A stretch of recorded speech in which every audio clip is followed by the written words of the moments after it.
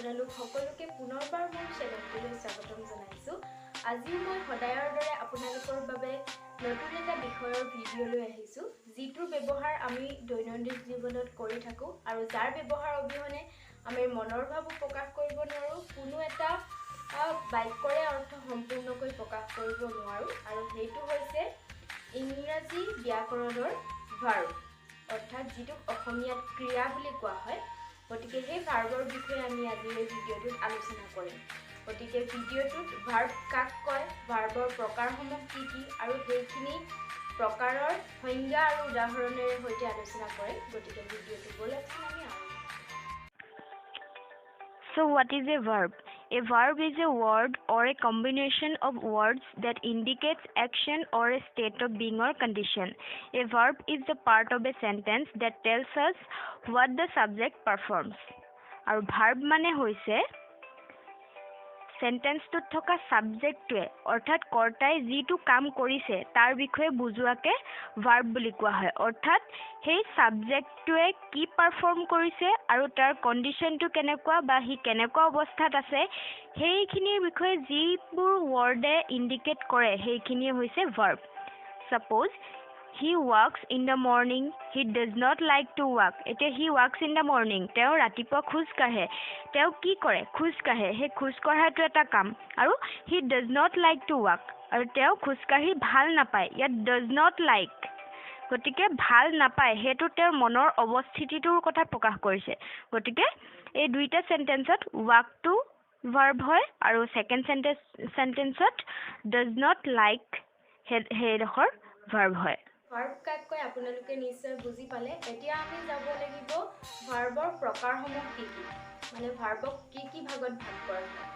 ভাৰ্বৰ বহুত প্ৰকাৰ আছে, তাৰ ভিতৰত প্ৰথমতে ল'ব পাৰি একশ্যন ভাৰ্ব, আৰু একশ্যন ভাৰ্বৰ অবজেক্টৰ ওপৰত নিৰ্ভৰ কৰি পেলাই আৰু তিনিটা ফৰ্ম আছে, বিশেষকৈ দুটা হয়, কিন্তু তাৰে আৰু এটা আছে, সেইকেইটা হৈছে ট্ৰানজিটিভ ভাৰ্ব, ইনট্ৰানজিটিভ ভাৰ্ব আৰু ডিট্ৰানজিটিভ ভাৰ্ব। তাৰ পাছতে আমি ল'ব পাৰোঁ অক্সিলাৰী ভাৰ্ব, আৰু অক্সিলাৰী ভাৰ্বৰ দুটা ভাগ, modal auxiliary and primary auxiliary.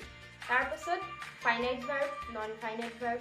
তাৰপাছত ল'ব পাৰি লেক্সিন ভাৰ্ব, তাৰপাছত linking verb, regular verb, irregular verb, dynamic verb and static verb. গতিকে এই ভাগসমূহ কাক কয়, তাৰ উদাহৰণসমূহ কেনেকুৱা, এতিয়া আমি আলোচনা কৰিম। গতিকে বলক আমি এতিয়া ভাৰ্বৰ প্ৰকাৰসমূহৰ বিষয়ে আলোচনা কৰিম। গতিকে প্ৰথমতে আছে একশ্যন ভাৰ্ব। একশ্যন ভাৰ্ব কি হয়? An action verb indicates what the subject of a sentence performs. Example read, play, paint, write etcetera. Action verb মানে কি? চেণ্টেন্সটোত ছাবজেক্টটোৱে যিখিনি কাম কৰা বুজাইছে সেই কামক বুজাবলৈ যিখিনি ৱৰ্ড ব্যৱহাৰ কৰা হয় সেইখিনিয়ে হৈছে একশ্যন ভাৰ্ব। গতিকে পঢ়া, খেলা, পেইণ্ট কৰা মানে ৰং কৰা, লিখা, এইবিলাক হৈছে একশ্যন ভাৰ্বক ইণ্ডিকেট কৰা শব্দ। আৰু তাৰপিছতে চেণ্টেন্সত ব্যৱহাৰ হোৱা অবজেক্টৰ ওপৰত নিৰ্ভৰ কৰি ভাৰ্বক আৰু তিনিটা ভাগত ভগাব পাৰি, সেইকেইটা হৈছে ট্ৰানজিটিভ ভাৰ্ব, ইনট্ৰানজিটিভ ভাৰ্ব আৰু ডিট্ৰানজিটিভ ভাৰ্ব। এতিয়া প্ৰথমতে ট্ৰানজিটিভ verb. These verbs are used to talk about an action which relates to a direct object.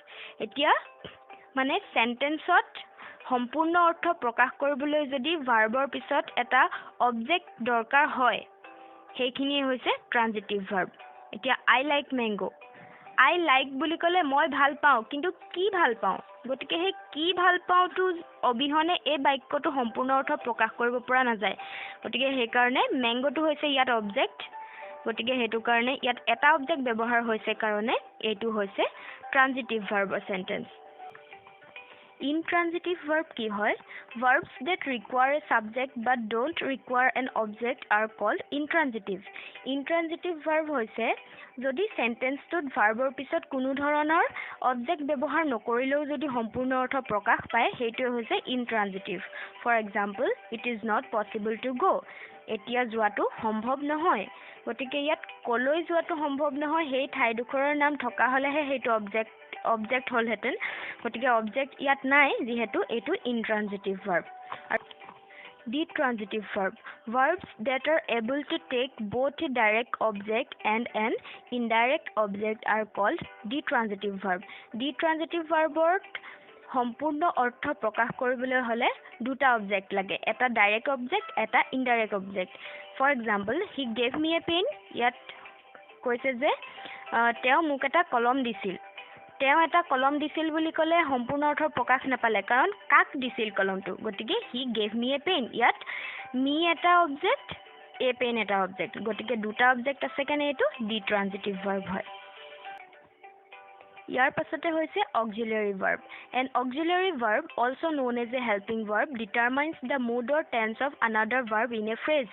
Auxiliary verb কি কৰে, এটা সেন্টেন্সত বেলেগ এটা ভাৰ্বৰ স্থিতি বা ইয়াৰ সময়ৰ বিষয়ে প্ৰকাশ কৰে, আৰু এইবিলাকক হেল্পিং ভাৰ্ব বুলিও জনা যায়। অৰ্থাৎ সেই কামটো কোন সময়ত হৈছিলে বা তাৰ অৱস্থাটো কেনেকুৱা, সেইবিলাক যিবিলাকে প্ৰকাশ কৰে সেইবিলাকে হৈছে হেল্পিং ভাৰ্ব বা auxiliary verb. Example, it will rain tonight. আজি ৰাতি বৰষুণ দিব। গতিকে এতিয়ালৈকে হোৱা নাই, উইলটো অহাৰ মাত্ৰক আমি গম পাই গ'লো যে এই কামটো হ'বহে, হোৱা নাই। গতিকে ই সময় নিৰূপণ কৰিলে।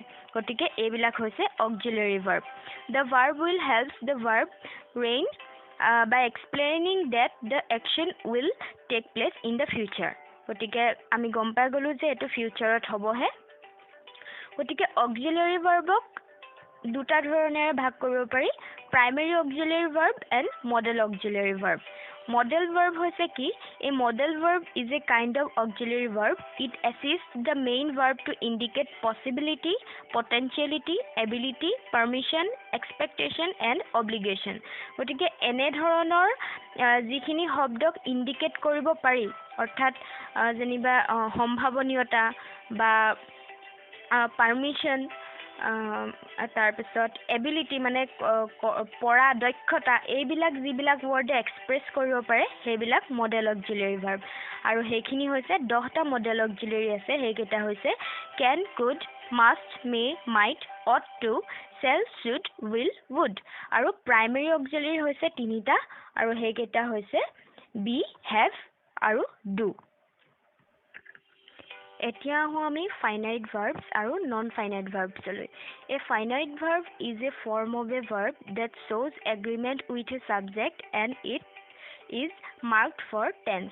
এটা ফাইনাইট ভাৰ্ব কি হৈছে, যাৰ ছাবজেক্টৰ লগত এগ্ৰিমেণ্ট মানে সম্পৰ্ক থাকে, আৰু এইটো টেন্স মানে সময়ক নিৰূপণ কৰিবলৈ ব্যৱহাৰ কৰা হয়। আৰু নন ফাইনাইট ভাৰ্বছ কি হয়? Non finite verbs are not marked for tense and do not show' agreement with a subject. আৰু নন ফাইনাইট ভাৰ্ববোৰৰ ছাবজেক্টৰ লগত কোনো ধৰণৰ সম্পৰ্ক নাথাকে, আৰু ই সেই কামটো কৰাৰ সময়ো নিৰূপণ নকৰে। For example, the man runs to the store to get a gallon of milk. মানুহজনে 1 গেলন গাখীৰ পাবৰ বাবে দোকানলৈ ৰান মানে দৌৰ মৰা হয়, কিন্তু ইয়াত যোৱাটোৱে বুজাইছে। গতিকে মানুহজন দোকানলৈ গৈছিল 1 গেলন গাখীৰ পাবৰ কাৰণে। গতিকে দোকানলৈ ৰানছ মানে দোকানলৈ গৈছেটোৱে সেই কামটো কোন সময়ত হৈছে মানে ছাবজেক্টৰ লগতো সেইটো সম্পৰ্ক আছে, আৰু ৰানছ বুলি কোৱা মাত্ৰক এইটো আমি গমেই পাইছোঁ যে প্ৰেজেণ্ট টেন্সত আছে। গতিকে সেই ভাৰ্বটোৱে ছাবজেক্টৰ লগতো সম্পৰ্ক আছে, আৰু সেই গোটেই টেন্সটো মানে কামটো কোন সময়ত হৈছে সেইটোও প্ৰকাশ কৰিছে। কিন্তু গেট ভাৰ্বটো গাখীৰ গিলান পাবৰ কাৰণে গৈছে। গতিকে গেট শব্দটোৰ মানে এনেকে কোনো ধৰণৰ ই টেন্সো ৰেফাৰ কৰা নাই বা ছাবজেক্টৰ লগতো তেনেধৰণৰ সম্পৰ্ক নাই। গতিকে সেইটো হৈছে নন ফাইনাইট ভাৰ্ব, আৰু ৰানছটো হৈছে ফাইনাইট ভাৰ্ব। এতিয়া আহোঁ লেক্সিকেল ভাৰ্বলৈ। A lexical verb, also' known as full or main verb, is any verb in English that isn't an auxiliary verb. It conveys a real meaning and does not depend on another verb. মানে ই auxiliary ভাৰ্বৰ নিচিনা নহয়। এই ভাৰ্ববিলাকে অকলে মানে এটা বাক্যত বহি সম্পূৰ্ণ অৰ্থটো প্ৰকাশ কৰিব পাৰে। Suppose, it rained all night. গোটেই ৰাতি বৰষুণ দি আছিলে। গতিকে ইয়াত অকল এটা ভাৰ্বেই বহিছে, সেইটো হৈছে ৰেইনড। গতিকে ই অকলেই সেই সময়ো নিৰূপণ কৰিছে আৰু কি কাম হৈছিলে সেইটোও নিৰূপণ কৰিছে গতিকে এইবিলাক হৈছে লেক্সিকেল ভাৰ্ব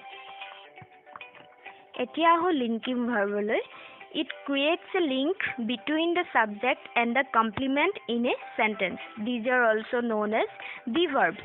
যিবোৰক be verb বুলি কোৱা হয় বা linking verb বুলি কোৱা হয় এই linking verbবোৰে কি কৰে এটা সেন্টেন্সৰ সাবজেক্ট আৰু সেই সাবজেক্টৰ বিষয়ে দিয়া কমপ্লিমেন্টটোক জয়েন কৰে মানে দুইটাক ইটোৰ হিটোৰ লগত সংগতি ৰখাই দিয়ে সেইবিলাকে হৈছে লিংকিং ভাৰ্ব আৰু লিংকিং ভাৰ্ব বিলাকৰ এক্সাম্পল হৈছে am is are was were এইকেইটা হৈছে লিংকিং ভাৰ্ব এতিয়া আহো regular ভাৰ্বলৈ a regular verb also known as a weak verb forms its past tense and past participle by adding d or ed to the base form the regular verb কি হল যিবিলাক শব্দত main ভাৰ্বৰ পিছত d আৰু ed লগাই past form বা past participle form কৰা হয় হেবিলাকেই হৈছে regular verb বা weak verb মানে ভাৰ্বৰ পিছত ed বা d বহি পেলাই যদি তাৰ ফৰ্মটো চেঞ্জ হয় হেবিলাক হৈছে regular verb example play played playedৰ পাছত মানে প্লেৰ পাছত ed ব্যৱহাৰ হয় হেতু past tenseৰ অৰ্থ প্ৰকাশ কৰিছে হেতু কাৰণে এটো হ'ব regular verb আৰু irregular verb কোনবোৰ an irregular verb also known as a strong verb does not form the past tense by adding d or ed আৰু irregular verb মানে কি যিবিলাক শব্দ past tense form বা past participle form কৰিবৰ বাবে d আৰু ed সংযোগ নকৰিলেও হয় তাৰ গুটেই সম্পূৰ্ণ ৰূপটোৱে মানে হলনি হৈ যায় হেবিলাকে হৈছে irregular verb বা strong verb example হিচাপে লব পাৰি eat eat আৰু তাক past tense কৰিলে হ'ব ate ate ইয়াত সম্পূৰ্ণ শব্দটোৱে পৰিৱৰ্তন হৈ গৈছে গতিকে এইবিলাক irregular verb আৰু এতিয়া হেখত আৰু দুটা ভাৰ্বৰ প্ৰকাৰৰ বিষয়ে আলোচনা কৰিব পাৰি সেই দুটা হৈছে ডাইনামিক ভাৰ্ব আৰু ষ্টেটিভ ভাৰ্ব Dynamic verb হৈছে a dynamic verb indicates an action process or sensation মানে dynamic verb বিলাকে directly কাম কৰা বা তাৰ পদ্ধতি এইবিলাকৰ বিষয়ে বৰ্ণনা কৰে সেইবিলাকে হৈছে dynamic verb আৰু for example I bought a new car মই এখন কাৰ কিনিলো মানে হেতু কিনাটো বুজালে গটিকে হেতু হৈছে ডাইনামিক আৰু ষ্টেটিভ ভাৰ্ব বিলাকে কি বুজায়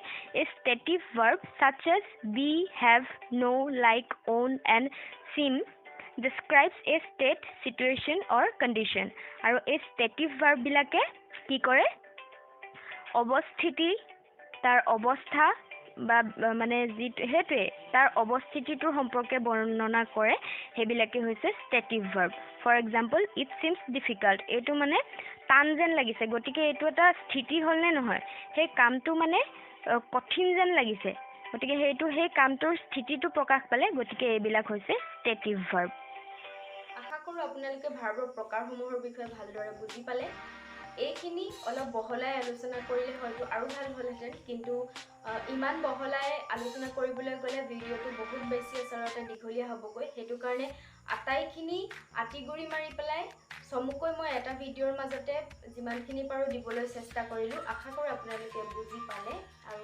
আশা কৰো আপোনালোকে ভিডিঅ'টো চাইও ভাল পালে যদি আপোনালোকে ভিডিঅ'টো চাই ভাল পালে তেনেহলে এটা লাইক কৰিব কমেন্ট বক্সত জনাব যে ভিডিঅ'টো চাই কেনেকুৱা লাগিলে আৰু যদি আপুনি মোৰ চেনেলত আজি নতুনকৈ আহিছে তেনেহলে চেনেলটো সাবস্ক্ৰাইব কৰি দিব কাষতে থকা বেল আইকনটো প্ৰেছ কৰিব যাতে মোৰ আহিবলগীয়া সকলোখিনি ভিডিঅ'ৰ নটিফিকেশ্যন আপোনালোকে পাই থাকে আৰু পুনৰ নতুন এটা বিষয় লৈ মই আকৌ আহিম আপোনালোকৰ মাজলৈ তেতিয়ালৈকে ধন্যবাদ